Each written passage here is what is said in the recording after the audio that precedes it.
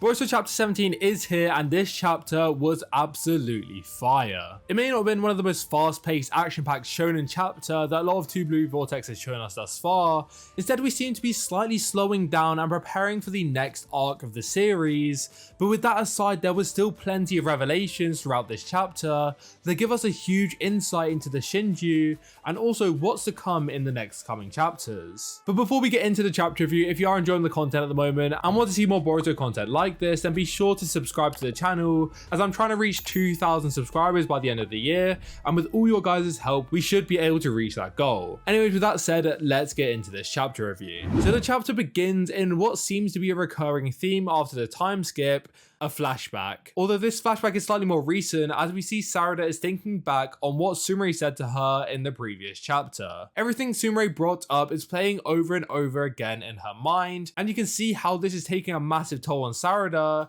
from all of her facial expressions showing a large amount of regret as Sarada starts to see the error in her previous ways. Or maybe it could just be Sumire's gaslighting, but I think that's a topic for another video. This idea of Sarada reflecting on her previous actions was showcased towards the end of the last chapter, where Mitsuki noticed that Sarada's head wasn't where it was supposed to be, and once again it was Mitsuki that picks up on Sarada almost going through it mentally. I think it's clear that the moment in particular that Sarada is fixated on is her flying past Sumire to hug Boruto. Now, because Sarada isn't saying anything, it's impossible to tell what she is concerned about, but it really comes down to one of two things. Either Sarada is angry or almost embarrassed with herself that she hugged Boruto in front of Sumire, because in Japan and most of Asian culture, a hug has a lot more meaning to it than it does here in the West, where a hug is something primarily reserved for lovers and to be behind closed doors. So maybe it's a bit of regret, as well as the idea that Sarada is suppressing her love towards Boruto, so by hugging Boruto in front of Sumire, she's almost letting slip her true feelings. Or the more likely option is where the accumulation of Sarada not considering to take people's feelings into account is what has triggered such a huge reaction inside of Sarada. And it's now that she starts to reflect on her wrongdoings, and this moment of her hugging Boruto in front of Sumire, who openly has feelings towards him, is the epitome of this ideology. Regardless, we then cut to Ryu and Matsuri, who are still looking at the frog in the sand, and Matsuri states that the trees have told her that Boruto himself has placed his toad here, which means that Boruto was in this exact location in person. Ryu says what we're all thinking, which is what trees is Matsuri actually talking about here, especially being so they're in a desert where there literally aren't any trees. But Matsuri confirms that the trees don't necessarily have to be above ground, and there are instead trees buried deep below the surface. So it's clear here that Matsuri has some sort of sensory ability that allows her to use the trees and her surroundings to tell her different pieces of information. But I think this may go slightly further than a sensory ability,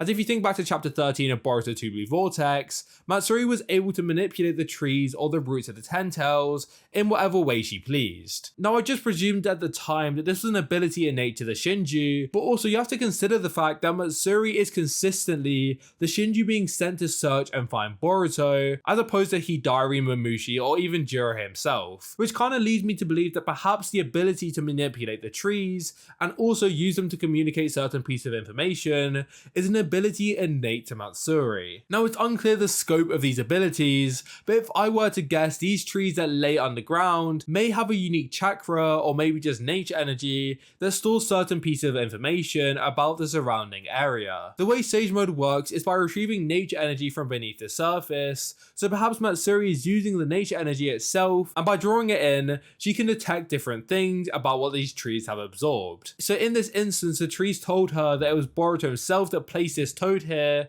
and I would also assume that she can detect anything in her vicinity. And she goes on to explain that she can continue to use the tree's voices to track down Boruto and his accomplice. But I'm going to assume that we're going to get more clarity on how this ability works when we actually see a battle between Matsuri and the shinobi on this mission. Anyways, getting back to the chapter, we see Konohamaru confirm that they need to make their move before Matsuri notices them using her sensory abilities. But before they head off, Konohamaru asks Sarada, as she is clearly looking a bit sad once again, but Sarada just says that she will focus from now on, which is subtle foreshadowing for what is to come in the near future. Anyways, Yodo asks that if they were to take out Ryu, then presumably the thorn bulb will be able to bring back Shinki, and Konohamaru confirms that as long as their intel that they have received is accurate, then yes, that should be the case. Arya then tells Yodo to be careful and not to do anything too reckless, and it's clear why he is saying this, as Yodo has that large feeling of regret and the sense of being a failure due to her inability to save Shinki and Gaara, so she now wants to take matters into her own hands, which is why Arya is concerned that she's going to do something irrational and get herself killed. Because you can't mess around with these Shinju. If they notice any malicious intent, then Yodo especially is just going to get fodderized in an instant. And it will be interesting to see if she can keep her cool during this mission,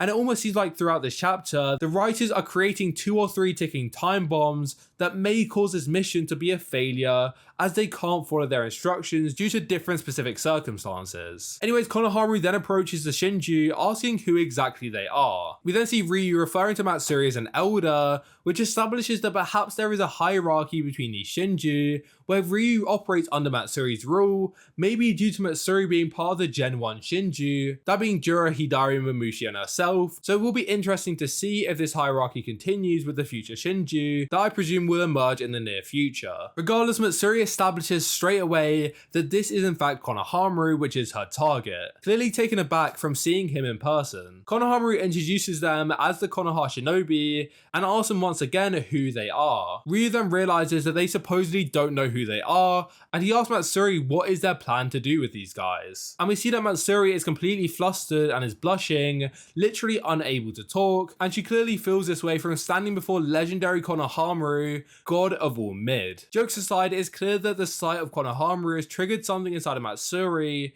that has put her in a position that we normally see people in from Ada's omnipotence or charm ability, where they can't even think straight and become overwhelmed with emotions, which is actually very interesting and is something I'll get into in a bit. But the chapter then cuts to a conversation between Shikamaru and Konohamaru inside of the Hokage office, where they are discussing their strategy for this mission. Shikamaru explains that they can't just simply kill these Shinju and leave, and the main part of the mission, or their primary objective, is to retrieve the Thorn Soul. Obviously, we already know this and we have seen this before, but in the next panel we get an insight into how exactly they're going to use the Thorn Souls in order to cure people who are engulfed by a tree. And it looks to be as simple as placing the Thorn Soul on the outer layer of the tree itself, and the Thorn Soul on the tree just does the rest of the work. Which I must say is a bit of a letdown, as I was expecting some huge unveiling that the process is slightly more complicated than just giving the Thorn Soul to the tree, but I guess it does simplify things when it comes to how we measure the success of a mission. Regardless, Shikamaru confirms that if they were to simply leave the Thorn Soul, then it would entirely defeat the purpose of killing Matsuri and Ryu,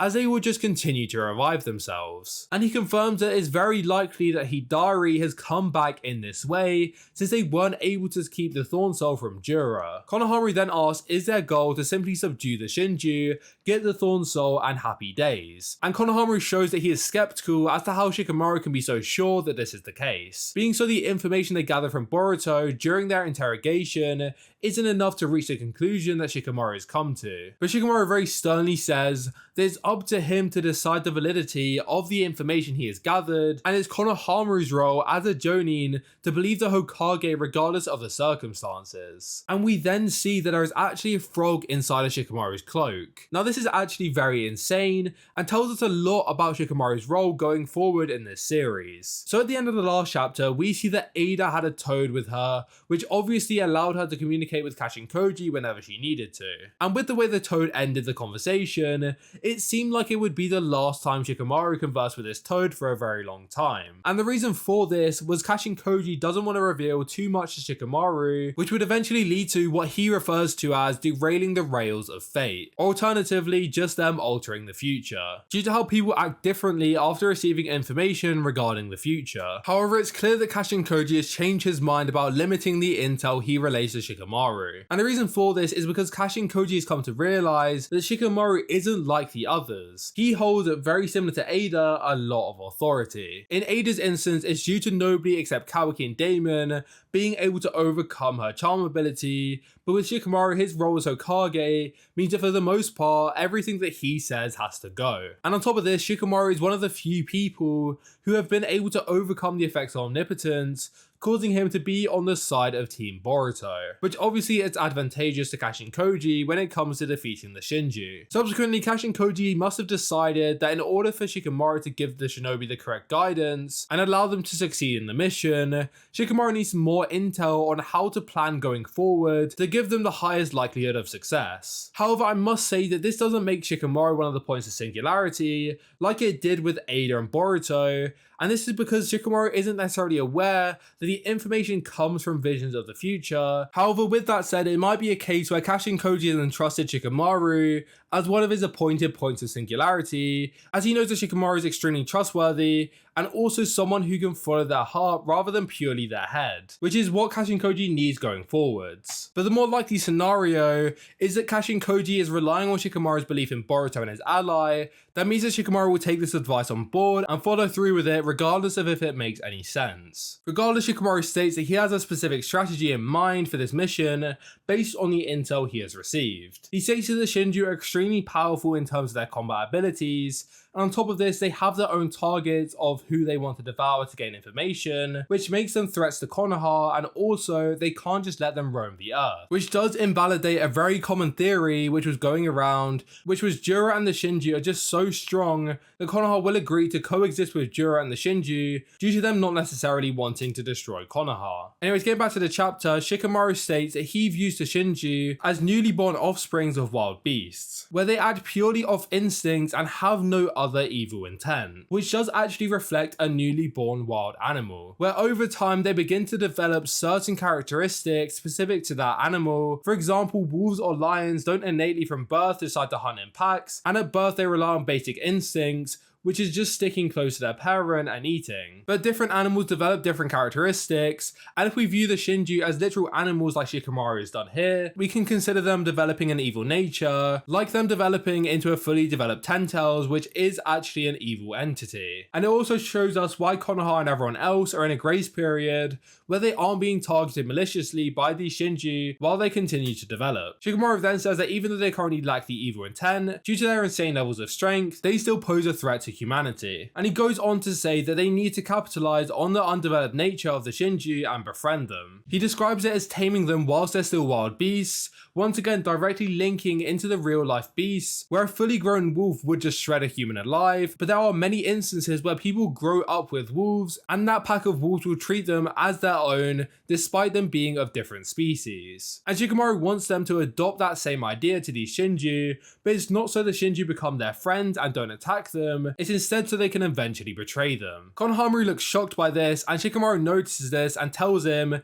you can't let your emotions take control here, and to consider the Shinju as nothing less than their foes that they must deceive in order to kill. And it makes sense as to why Shikamaru needs to be so explicit on not letting their emotions get the better of them, one of these likely being Kashin Koji told him to reiterate that point, but also because the Shinju themselves present so many human-like characteristics, and what Shikamaru is proposing goes against every moral code you could have as a person when it comes to killing innocent people. And this idea of the Shinju having human-like characteristics is accentuated even further when Matsuri resembles someone so close to Konohamaru. So Shikamaru is making it very, very clear that despite their appearance and behaviors being very human-like, they are still nothing more than their enemy that they need to destroy. Shikamaru says that Naruto would have never been able to take this route due to the almost evil nature of this plan, but Shikamaru isn't Naruto, and he is willing to take any precaution or measure necessary in order to protect Konoha, and we have seen this ideology throughout the entirety of Naruto's rule as Hokage, where Naruto is too soft and often lets his emotions control his actions, whereas Shikamaru is a lot less forgiving. There are a few distinct moments where this happened, but the most memorable being when Boruto was killed by Kawaki, where Shikamaru told Naruto to literally get over it and deal with code, given that this was the best opportunity they would get, but Naruto just lost all composure from seeing his dead son. Which is why Shikamaru as Hokage is so much better than Naruto was, but it was because of the fear Naruto instilled in everyone, due to his unmatched strength that allowed him to get away with ruling in such a light-hearted and forgiving way. Regardless, we then cut back to the Sand Village, where Konohamaru introduces Ryu and Matsuri to Sarada and Mitsuki. But as Ryu goes to introduce himself and Matsuri once again gets overwhelmed and literally can't get her own name out of her own mouth. And if you call onto her design, given the opportunity to most of you freaks out there, I'm sure there'll be other things that she won't be able to get out of her mouth. What do you mean by that? Now I'm kidding, this is a PG channel, allegedly. But swiftly moving on, Konohamaru states that they are here to search for Boruto, and being so it looks like they have the same goal, they should actually join forces. Ryu asks Matsuri if this is okay, and she shyly hides behind Ryu, agreeing that they should work together, which reiterates the idea of these guys having childlike qualities in a lot of their actions. Konohamaru then goes on to say that the Toad is a spy used by both Boruto and his accomplice, followed by Mitsuki, who says that he found one of Boruto's marks that allows him to teleport from place to place. Konohamaru then proposes that they search the entire place to find out more clues about Boruto's whereabouts, and he sends Sarada and Mitsuki to go meet up with Jura and Arya, and that Ryu should come along with them. Sarada tells Ryu that they have found more Boruto's stuff in the other direction, obviously in order to split up the Shinju, but Ryu doesn't catch on that this is their plan and is literally just excited about this new finding. As you can see with his facial expression, where he shows that he's not skeptical at all and there is no doubt in what he is hearing. Ryu then asks Matsuri for permission, but as she isn't talking, Konohamaru interjects and tells him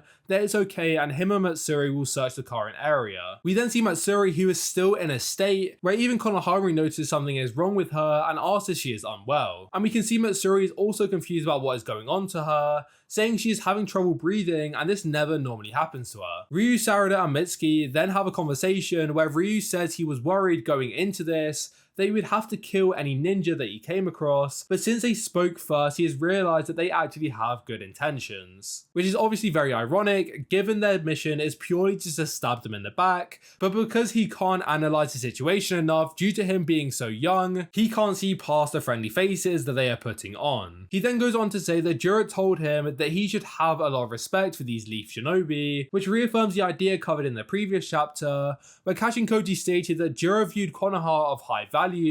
where he doesn't want to lose the culture or information stored within Konoha, and hence giving them a grace period where he won't attack them. But I didn't realize that this interest in Konoha went so far as respect for the shinobi, being so on entering the village he killed so many of them. So perhaps he's found something whilst going to Konoha that has left him intrigued and causing him to want to learn more about them. Hence why he tells the disciples to also respect the Konoha shinobi. But we then go to the Hokage office, where Shikamaru states that the reason he specifically asked Konohamaru to go on this mission is because he is Matsuri's target, but the reason for Konohamaru being Matsuri's target is because she had romantic feelings towards Konohamaru. He then says that Matsuri is oblivious of this emotion of love, and hence this will work in their favour, where Matsuri will become overwhelmed by this new sensation, which will give them the edge in the battle against them. Konohamaru then asks that this seems like it's going a little bit far, but Shikamaru reiterates that he needs to drop that ideology and become heartless, as it's the only way for them to succeed in the mission. Which kind of makes me think that perhaps the way this mission begins to fall apart,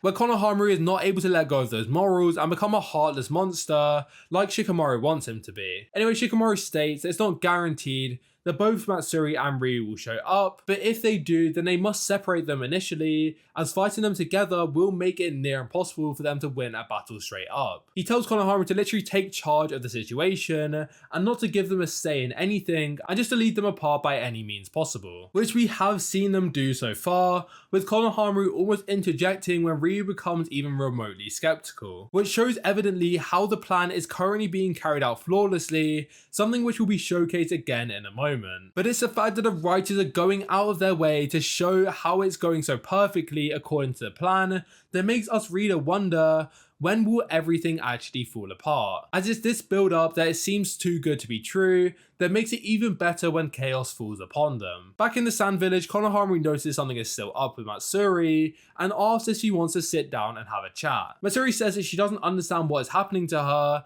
and this isn't like her to act or feel this way. Konohamaru then says that this is actually a normal feeling, and she just glances back at him looking extremely nervous and confused. Now I have been holding off on this, but I want to discuss why I think it's actually very telling that Matsuri feels this way when presented in front of Konohamaru. So if we go back to chapter 10 of Boruto 2 Blue Vortex, when Sarada approaches Hidari, Hidari is able to acknowledge that before him is Sarada Uchiha. However, unlike Matsuri, he seems completely unfazed by her presence and simply views her as another enemy stood before him. And I think the difference between the reactions invoked in these two when presented with their targets comes down to the creation of the Shinju itself. Now, like I said, I have been holding off on doing this video discussing how I believe the Shinju come about, but if you want to see a video where I go even more in depth, then make sure to let me know in the comments down below. But to give a brief overview of how I think it actually works, the claw grime itself is a ball of yang chakra or physical energy, and the tentails itself reflects this by being purely energy, and subsequently so are all the claw grimes, which are just smaller versions of the same entity. However, when the claw grimes turn someone into a tree, the chakra between beings are also able to combine. Now, you may notice that a lot of people are turning into trees, but only a small minority are actually turned into a Shinju itself. But do you also know something in common with every tree that became a Shinju? And it was in fact the circumstances before and during the treification process. The thing in common is every time, or in Sasuke, Moegi, and Shinki's case, they will emit a moment of self-sacrifice. And the reason this is important to the Shinju's creation is because we know from the explanation of the Sharingan in Naruto that when a person experiences an emotion, regardless of said emotion, it causes a change in their chakra, primarily in their yin chakra, which is their spiritual energy. Now, this is relevant because perhaps the reason certain people become Shinju and others don't is because the intensity of their emotions at the time of consumption, meaning that the yin chakra in their body or system at the time is much higher than it is in others due to them sacrificing themselves. And in order for a Shinju to come about, you can't just have a bunch of yang chakra, as that just creates a mindless monster, which are the claw grimes, or the tentails. Instead, when you provide it with yin chakra, something which the tentails lacks, it allows the claw grimes to evolve into gaining a consciousness, as they now have yin chakra that allows them to possess both yin and yang chakra, and hence be a living entity. Now, the reason that explanation is relevant in this scenario is because I believe that perhaps Moegi at the time of consumption was even more emotionally heightened than Sasuke was, and hence her sense of humanity, or even just a consciousness, is higher or more in touch with her host than it is with Sasuke. In Sasuke's instance, he was sacrificing himself for Boruto, who in his mind, despite what he was trying to convince himself, was still a traitor of Konoha due to the effects of omnipotence. And the only thing motivating him to continue to train Boruto was actually Sarada, which means that when he sacrificed himself, there was still a level of uncertainty in his decision, since omnipotence being a constant force made it so he couldn't trust his own thoughts. And hence the emotional reaction at the time of consumption was lower than it was in Moegi, and hence why he isn't as in touch with Sasuke's true emotions or his humanity as the other Shinju. And this may also tie into why Matsuri thought he was odd, or at least not like the other Shinju, because he didn't believe 100% in what he was standing for, meaning that he had less yin chakra in the moment of sacrifice. Anyways, we then cut to Boruto asking Ada to look into what's transpiring in the Sand Village. However, Ada is concerned that she will see Momushi there, which still serves as her number one fear, even though both us as the reader and Ada herself have no idea what will happen if she were to see him for too long. But Kashin Koji says that he is in their base, so there is no chance of her seeing him. Regardless, this scene confirms something which I noticed last chapter, that Ada seemed unfazed by a toad popping out of her coat. So it's clear that these two have been communicating for some time now, and it also proves the theory I had where Kashin Koji is using Ada's Senrigan to almost see which future they are currently in. Since he sees so many futures, it's impossible for him to know which future they are currently in unless he can see certain circumstances, but by having Ada confirm certain stipulations, he is able to decipher exactly where they are currently at, or which future they are currently in, and make adjustments accordingly. Anyways, moving on, we then get by far the coldest panel in the entire chapter itself, with Kashin Koji and Boruto looking like absolute fugitive menaces, looking into the empty abyss. Kashin Koji explains that everything is going according to plan, but with that he is very hesitant in saying what he just said, and instead takes it back by just saying that they've managed to separate them, rather than confirming that the mission is going according to plan, which is very subtle but may also indicate that it's not all sunshine and rainbows, again aligning with the idea that things are going to swiftly fall apart in the coming chapters. Boruto then asks about what's happened now since they successfully separated Ryu and Matsuri, and Kashin Koji explains that Konohamaru just needs to keep Matsuri occupied while Sarada and the others try to take down Ryu. Then they need to pivot back to Konohamaru in order to take out Matsuri. But I think another very subtle moment here is the fact that Kashin Koji says Sarada and the others, indicating that the main person to take down Ryu will actually be Sarada, or at least in the future he foresees. So you know that kind of tells me that the Mangekyo Sharingan is right around the corner, and that will be the forefront of their attacking potency. But you know, that's just a cheeky observation, that's all. Anyways, Boruto then asks Kashin Koji what are their chances that this plan fails, and Kashin Koji hesitantly replies that their chances of failure aren't that high. But Boruto has been around him for far too long and can tell when he isn't telling the full truth, and he asks firmly that he wants a percentage chance. Kashin Koji dodges the question like he's prime Muhammad Ali, and he says either way Boruto isn't to show up. And if you've been watching the channel for a while now, you will already know why Boruto can't show up here, because I've been banging on about it since the last chapter. But Boruto isn't going on this mission, or at least he shouldn't show his face, because it means if he does, Jura will show up almost instantaneously to kill Boruto, and Kashin Koji says that this time Boruto won't get away with his life. But another takeaway from this could be that Kashin Koji is lying to Boruto about their chances of success, because Kashin Koji knows that if Boruto thought that they were going to fail, he would end up showing up to the battle to try and save Sarada and the others,